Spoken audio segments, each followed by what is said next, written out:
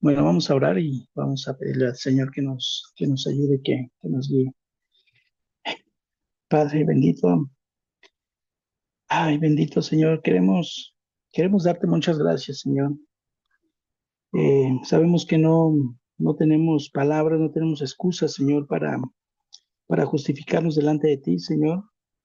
Todo lo que hemos hecho, Señor, incorrectamente, Padre, pues nos avergüenza, Señor, porque tú eres santo, Señor.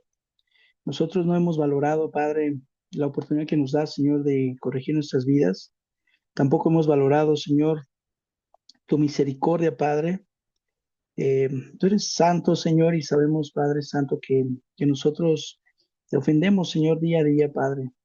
Y tú eres paciente para con nosotros, Señor, y esa paciencia, pues, es porque tú no quieres, Señor, que nadie se pierda, sino que todos procedan al arrepentimiento, Señor. Te agradecemos, Señor, tu misericordia, en humildad, Padre, nos reconocemos que somos pecadores, que fallamos cada día de nuestras vidas, Señor. Y te agradecemos, Dios, que no hayas, Señor, no nos hayas consumido, Padre. Gracias por este tiempo, gracias por la vida, gracias por la salud, gracias por el vestido, por el calzado que tenemos. Gracias porque tenemos un techo donde vivir. Gracias por el alimento, Señor, por la ropa.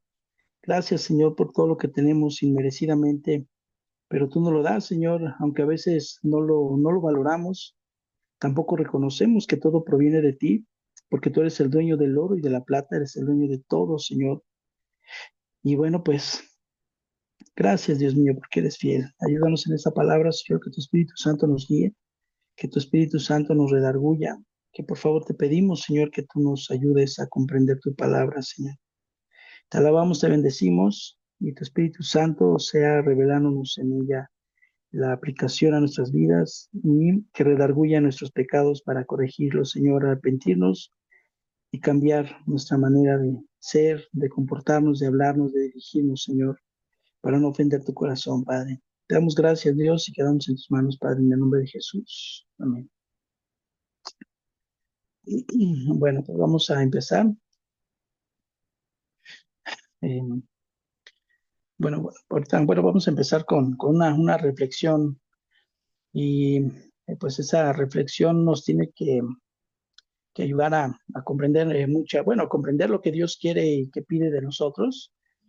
Y bueno, pues realmente para toda persona, pues es de gozo, ¿verdad? De alegría, cuando acontece pues sí, un nacimiento.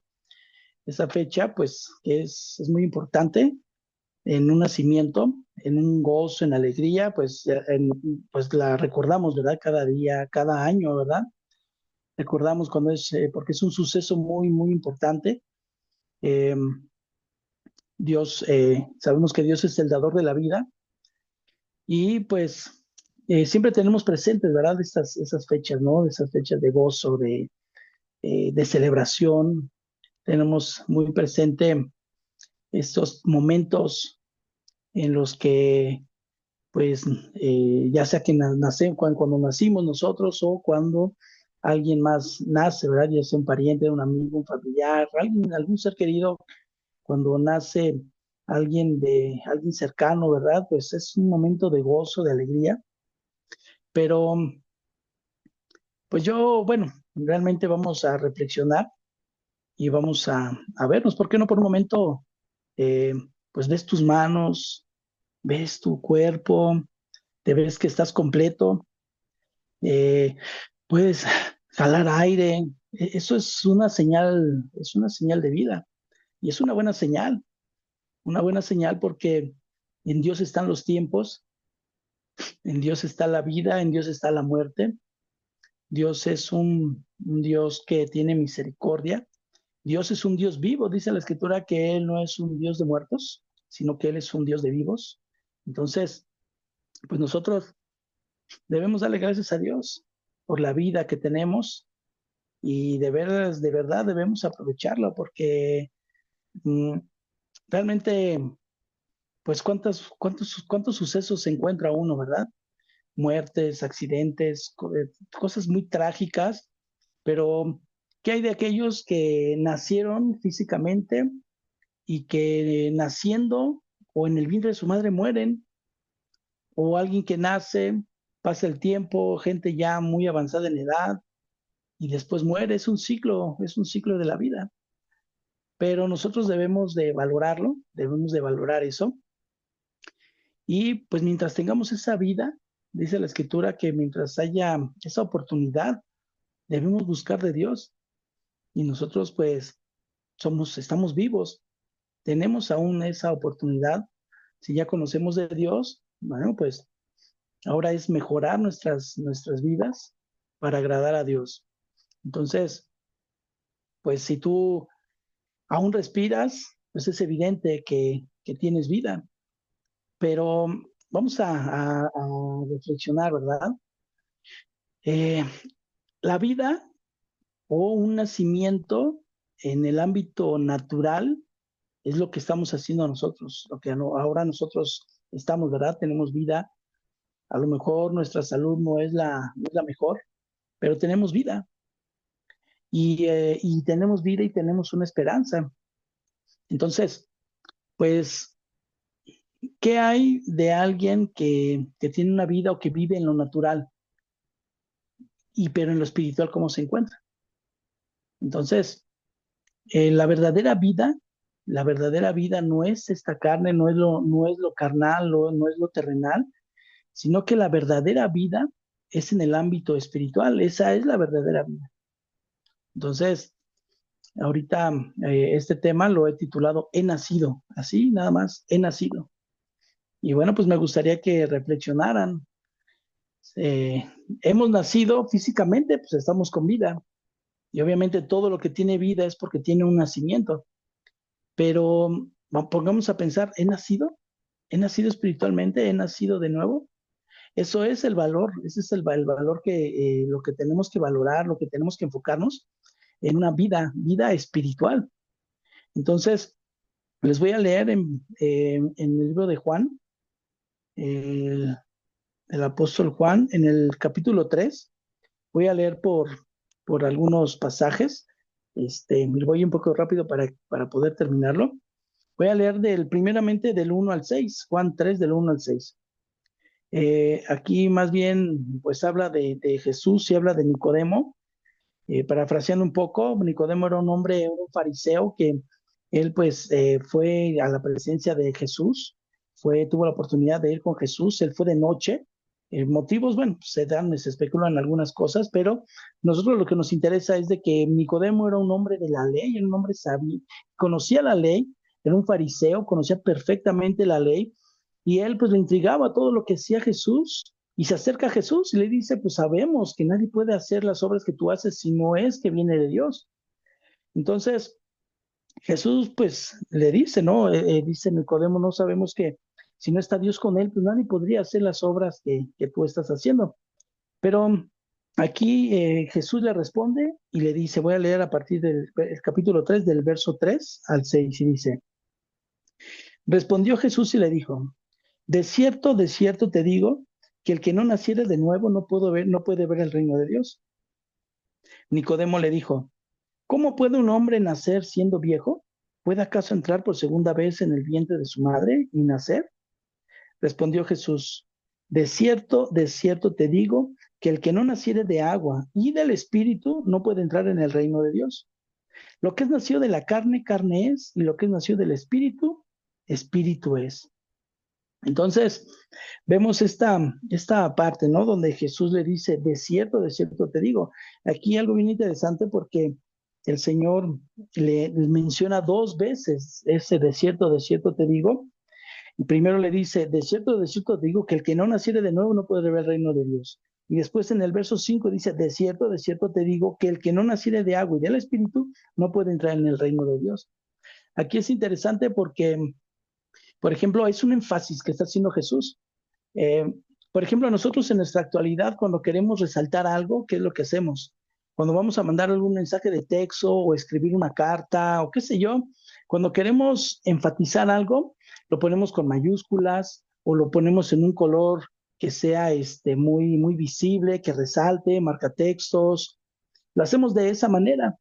Pero aquí en el hebreo, más bien en los tiempos de Jesús, hablando del griego, hablando del hebreo, o en los judíos en sí, cuando enfatizan ellos algo, no lo hacen como nosotros lo hacemos, recalcando, poniendo marcadores, ¿no? Cuando ellos enfatizan algo, aún en la palabra, por ejemplo, cuando nosotros también de palabra vamos a enfatizar algo, hasta parafraseamos, ¿verdad? Las palabras, las damos en sílabas, ¿no? Ya te dije que no, o sea, lo queremos enfatizar, pero lo que hacen los judíos es de que ellos repiten dos veces la misma frase. Es como una afirmación, es como algo, ellos ya saben que cuando alguien repite dos veces una frase, es porque está enfatizando algo y algo de importancia, y es su forma de recalcar las cosas, es su forma de recalcar. En un escrito ellos no van a escribir en mayúsculas, en un escrito no van ellos a poner un marcador, no simplemente repiten la palabra, como en este caso, de cierto os digo. Y ese de cierto os digo, es lo que Jesús está hablando, es más bien él está diciendo, ¿saben qué? Esto es, esto es la verdad. O sea, es algo que es firme, algo que es de confianza, algo que es confiable.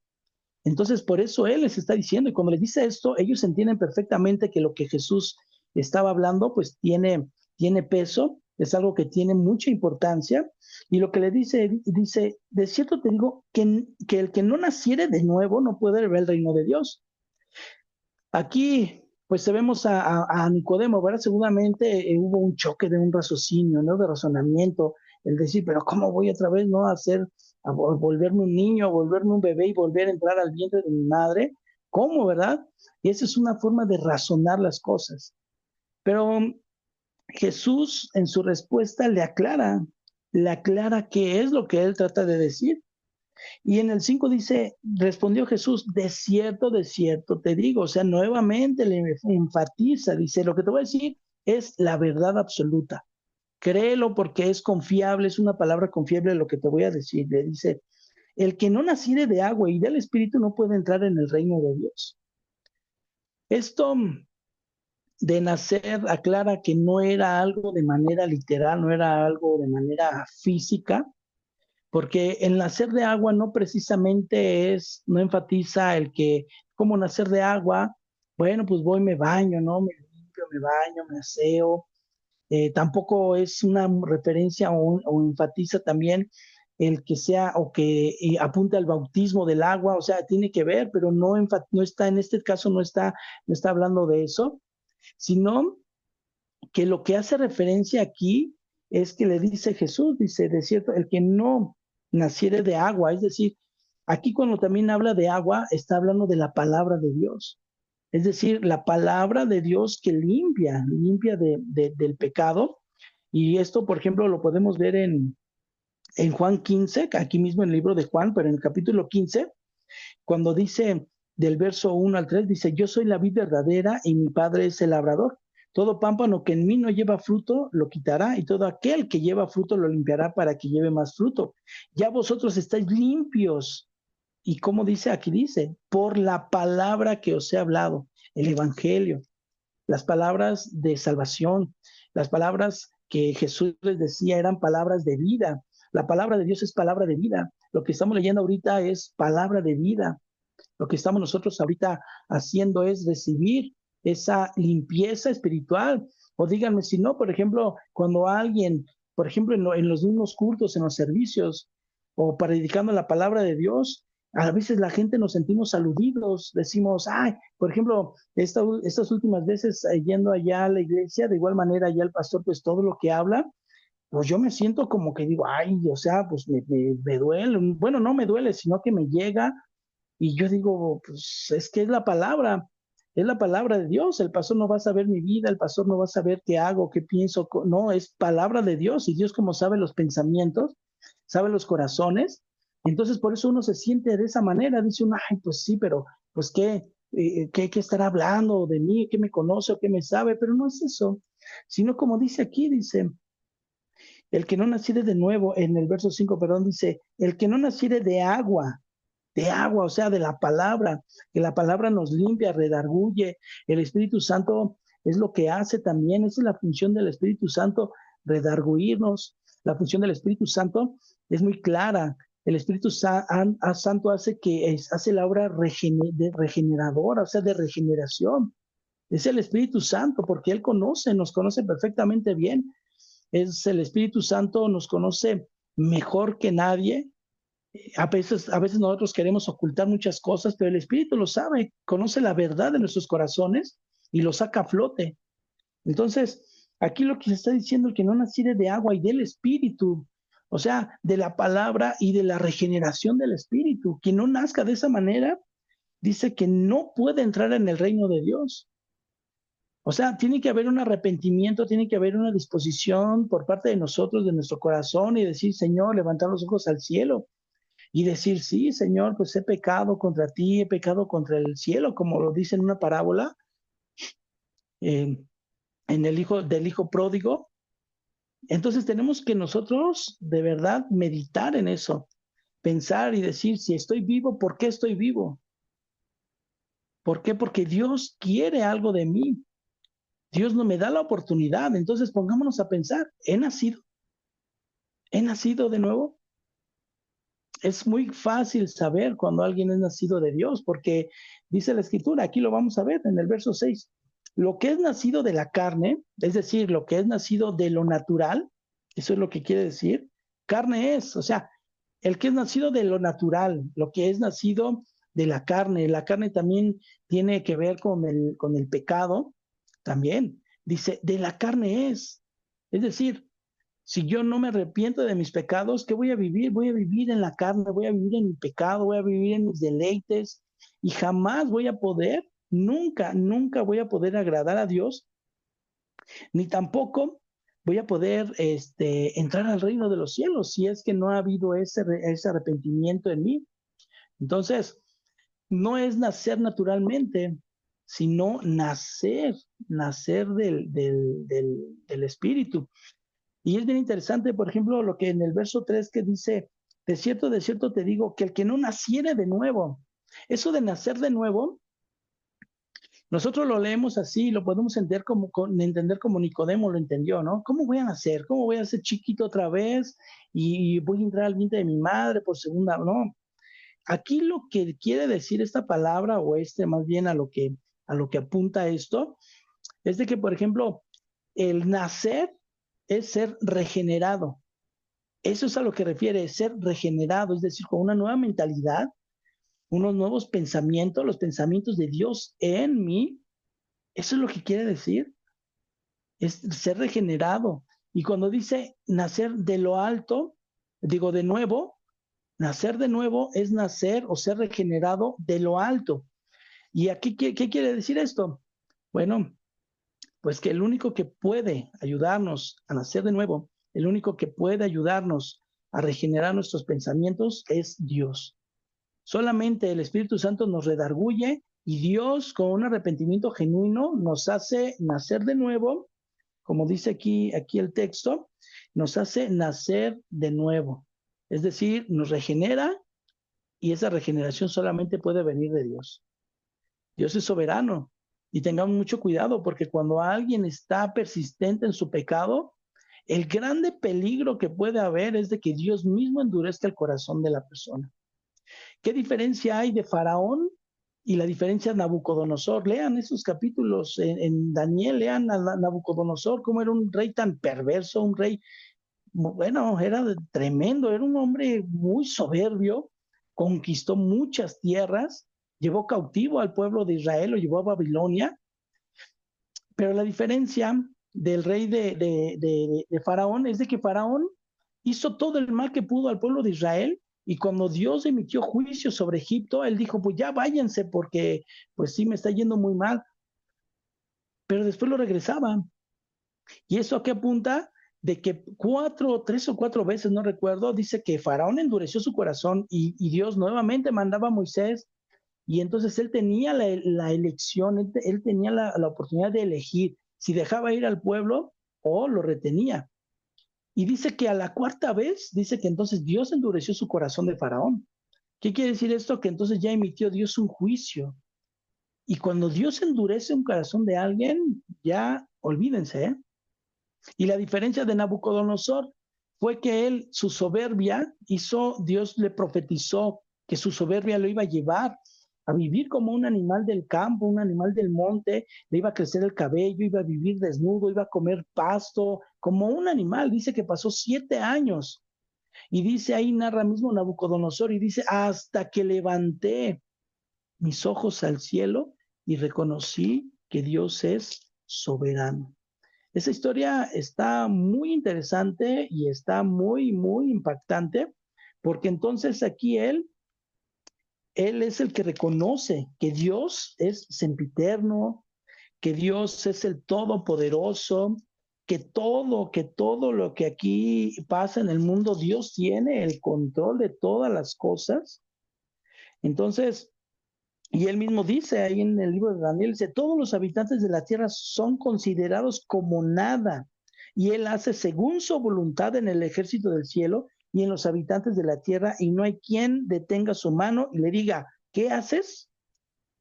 Entonces, y ahí él reconoce, cuando él hizo eso y reconoció, él dice que Dios lo restauró nuevamente.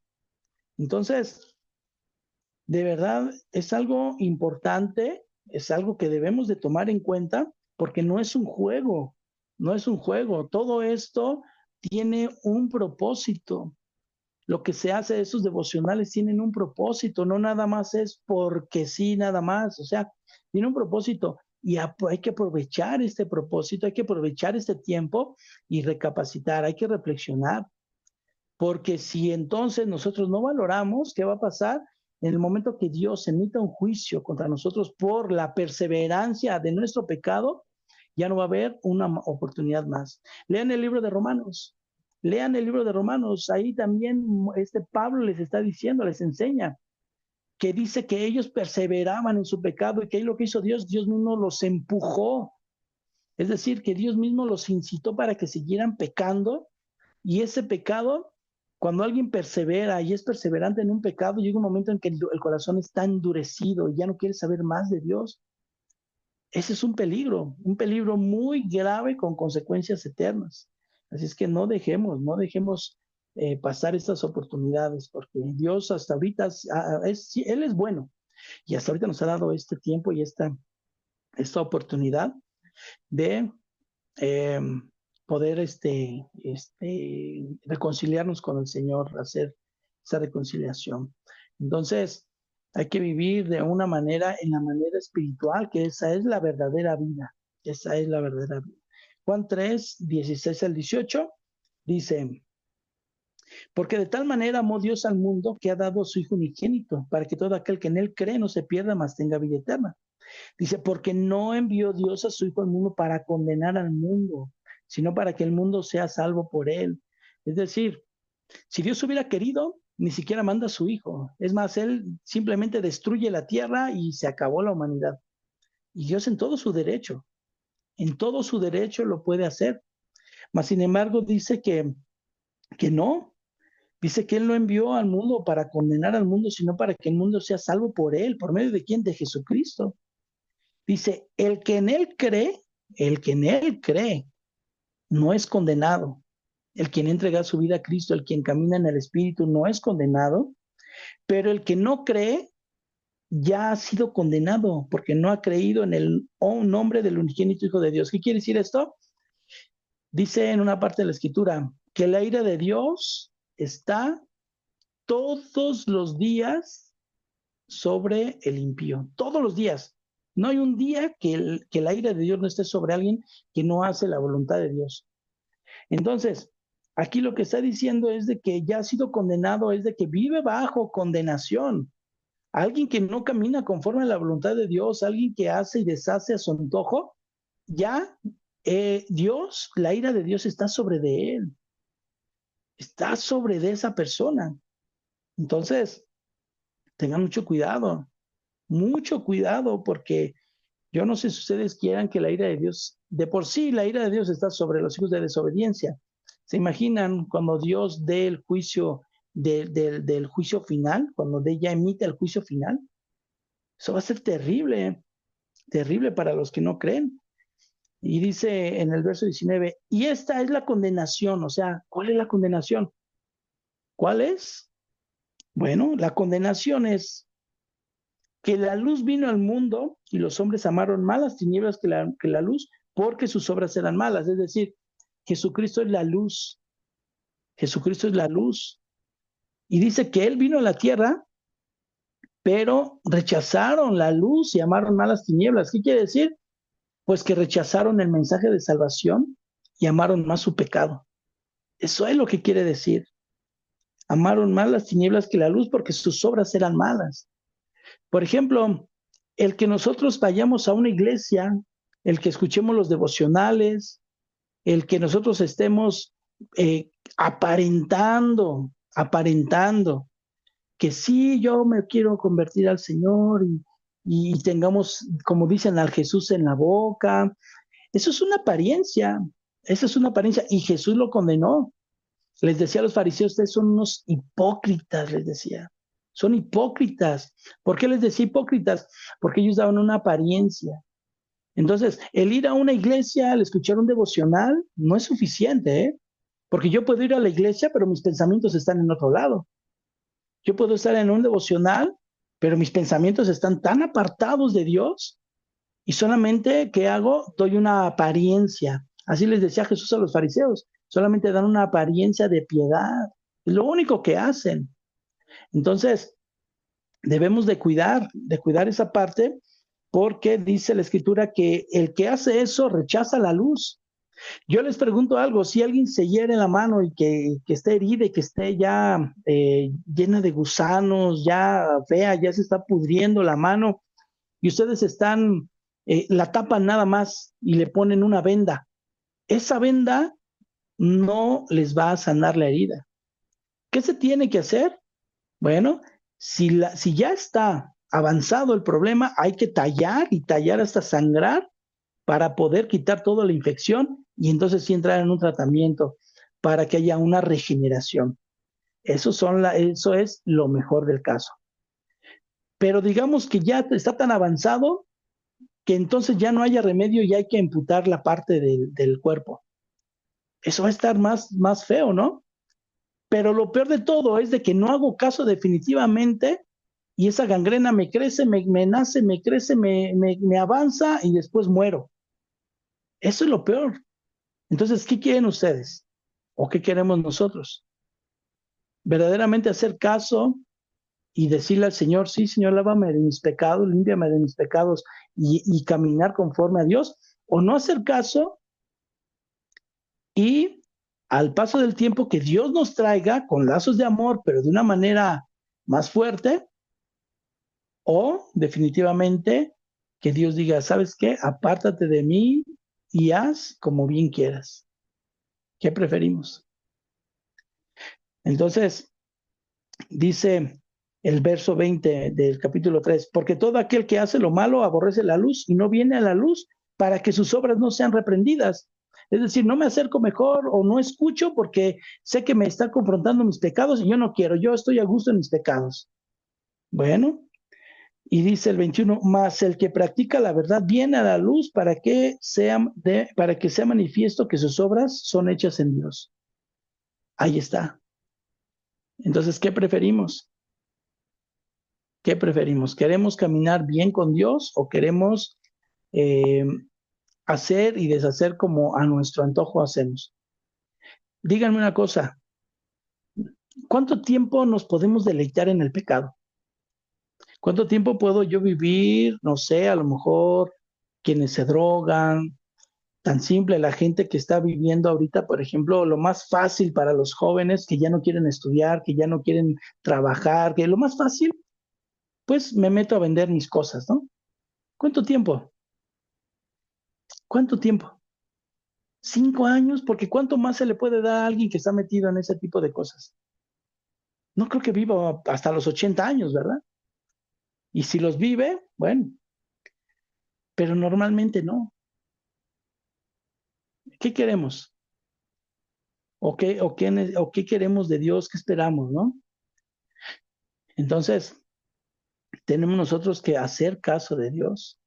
Tenemos que dejar que Dios nos ayude, que nos guíe, porque la vida es muy corta.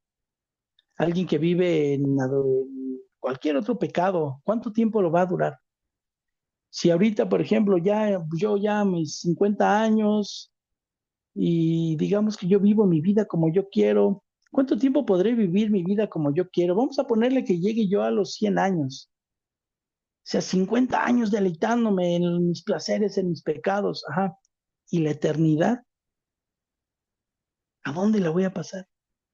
¿O prefiero sufrir esta pena, es todo esto por 50 años más, pero cuando llegue la presencia de Dios voy a descansar de todo eso, donde no habrá más llanto, no habrá más dolor, y lo contrario, en el lugar de tormento, donde toda la eternidad va a haber dolor, donde toda la eternidad va a haber llanto, donde toda la eternidad vamos a tener que vivirla con quienes aquí en la tierra odiamos.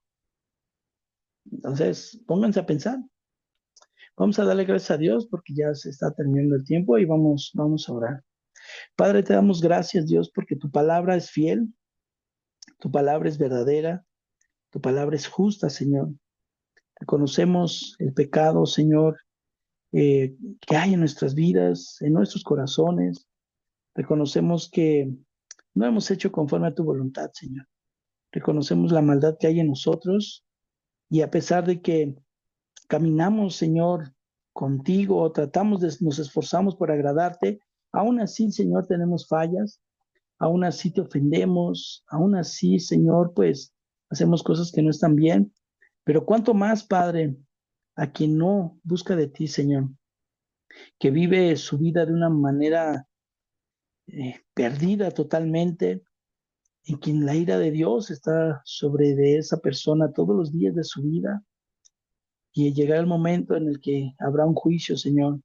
Queremos nosotros estar en el tribunal del Señor, en el tribunal de Cristo, dando cuentas de lo que nosotros hicimos y aunque también saldremos también muchas veces faltos, Señor, de argumentos, faltos de obras también, pero eso será mejor, Señor, que estar en el gran trono blanco donde se va a emitir el juicio para condenación, Padre.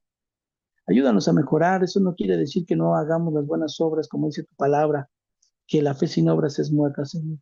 Ayúdanos, quedamos en ti, Padre, a quienes no te tengan en su corazón, te pido que tu Espíritu Santo redarguye en sus vidas, que les incomodes el pecado, que día y noche, Señor, estés incomodando, Padre, hasta que entonces se vuelvan los ojos y la mirada al cielo y te reconozcan como el único Dios y Salvador, Jesucristo. Gracias, Dios, porque eres fiel, Padre. A quienes no entraron en ese devocional, guárdalos, Señor, guárdalos. Yo te ruego que no permitas que nada malo pase, Señor, y pues que les des la oportunidad, porque la salvación es un don de Dios. La salvación no se obtiene nada más porque yo diga, me arrepiento unos minutos antes de morir y ya está hecho. No, Señor, sabemos que es un don. Y cuando no quieren aceptar a Cristo, tú puedes endurecer el corazón, Padre. Ayúdanos, Señor, y quienes no han querido, pues yo te pido, Dios, que tú obres en sus vidas, Padre. Gracias, Señor, porque eres bueno. En el nombre de Jesús. Amén. Bueno, pues esperamos que sí, verdaderamente sea de bendición y y reflexiónenlo. De veras es una grande bendición que es bueno, es muy bonito trabajar para Dios. A veces se sufre, bueno, se sufre en el sentido de que pues hay pruebas, hay muchas luchas y todo, pero es satisfactorio.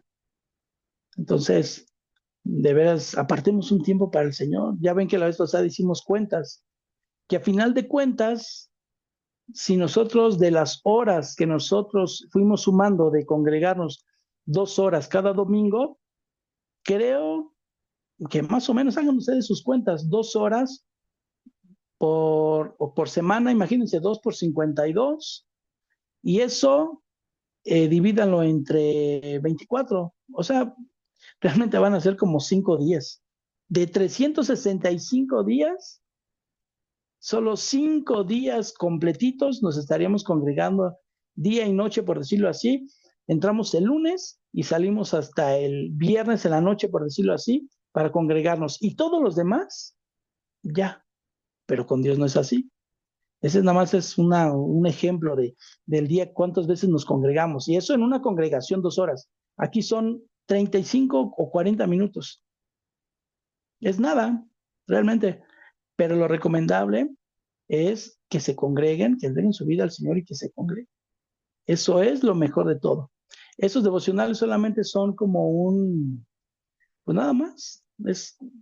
O sea, pues como un apoyo, no sé cómo llamarlo, pero lo verdadero está en cada quien en su iglesia. Entonces, pero bueno, eso son decisiones de cada quien. Cada uno toma sus propias decisiones y bueno, pues ya estaremos nosotros cada quien dando cuentas de sí mismo para con Dios. Y bueno, pues yo creo que ya nos vamos porque quedan ya como 30 segundos y pues nos vemos entonces la próxima semana. Nos vemos, ya se va a cortar.